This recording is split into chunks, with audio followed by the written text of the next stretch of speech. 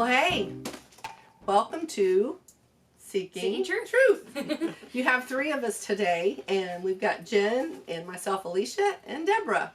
And we are coming to you to talk to you about the Israelites and their constant sin, right? Mm-hmm. Up and down, up and down. Mm-hmm. And we did this at the retreat. We're going to change it up a little bit and have a little kind of a panel discussion of what we talked about at the retreat over Deborah and the Israelites. And so we're going to start out with a little bit of history so you know how we got to where we are, right? Yeah, it's very important to know that history and know that the Israelites just struggled to, listen to God and like stay on the right path. They'd listen for a little bit and then go away and Does that sound? It sounds familiar though, doesn't it? Oh yeah. I don't think we've gone far. Have gone very far. The apple hasn't fallen far from the tree. Yeah.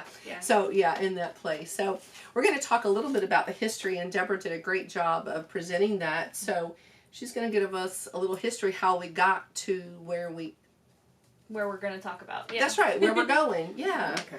So the way that I had started it was at the when the Israelites were freed from Egypt, and we remember the story how they wandered in the wilderness 40 years, and now they have finally entered into and captured that promised land, and the promised land that Moses saw but never entered into.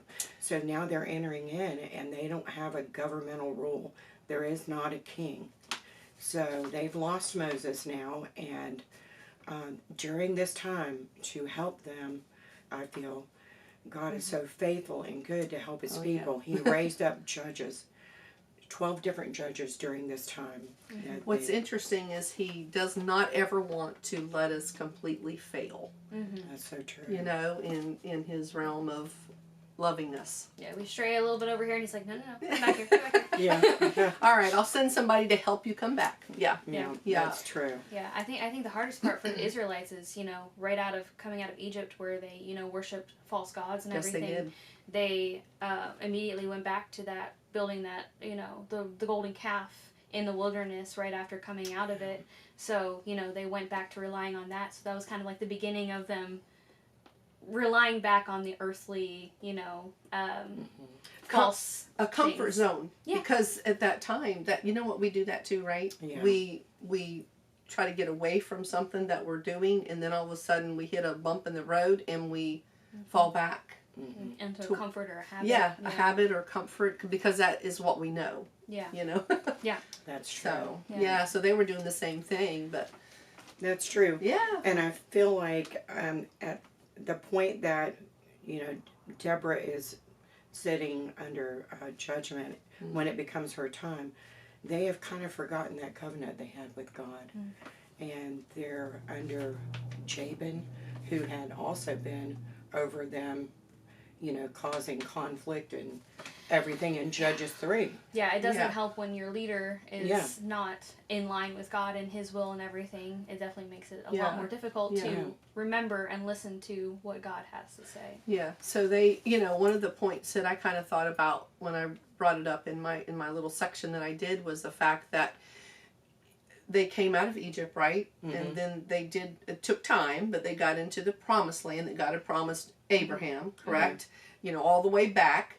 But then they didn't do it exactly the way they were supposed to, And that's why the Canaanites ended up coming in, and they were in captivity again, because number one, they did not follow how God had told them to go into the land, take the whole land, remove the people.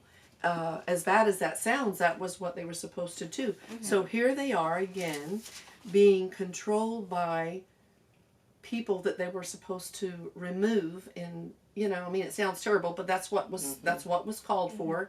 And then they were not even just the Canaanites at that point. They had other within themselves. They were fighting.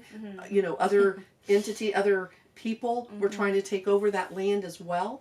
And so it's all about being obedient. You know what I mean? It truly is. So one of the things that I didn't put in my message, but I thought about was, like, when we have sin, if we don't put an end to it and, submit to God, give it to God and get that forgiveness. And it was like they just continued on, and the sin and the idolatry got darker, and so the oppression got heavier. Yeah. And it's like, you got to break that off. You got to break that off. You know? That's right. That was the thought that. It's easy to get into that slippery slope Yeah. of sin, and just starts off as a little thing and then keeps growing and growing until it's harder to come back from. Well, I'm going to use an example here. Like, it's like a little white lie. You say, you know, your children might do a little something. If you don't correct them in that, then the next time and the next time it grows. You know what I mean? And then, and I mean, no matter what it is, I use the example of the white lie, but yeah, no matter what it is, it's liable to grow and you know, nothing stays just where it's at, right? Really keep you down. It never just stays. So darkness can take over, and that's what they let them do themselves do. Yeah. You know, Right.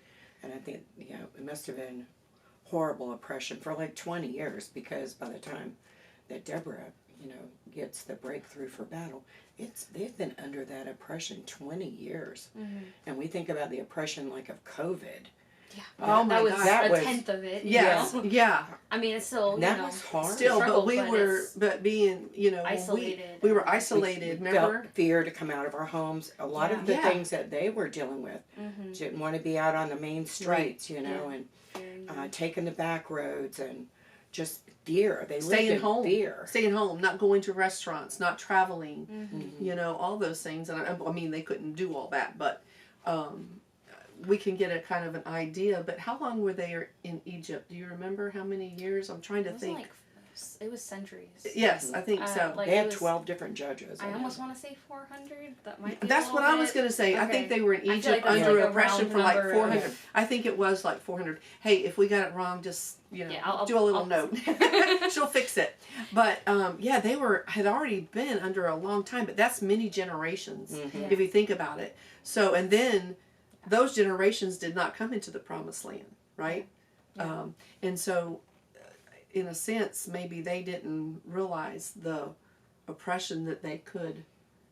They didn't know what that was, the captivity. I don't know, that generation that went into the promised land. Right, yeah, because I mean, you have, they went to Egypt because of a famine that Joseph, was there to save them from. And, over time, they were getting more and more captive. And yeah, the generation that came out of Egypt didn't get to go into the promised land. Right. And so there's just stories, you kind of hear a little bit of something about it, but they didn't get to experience it, so they fall into that same pattern, of history repeating itself. Right. Yeah, and literally at the beginning of every... And again, the Israelites did evil in the sight of the Lord. That's right. And again, it was like this mountain, like a mountain. Yeah. Then they go down. Then they go back up, Yeah.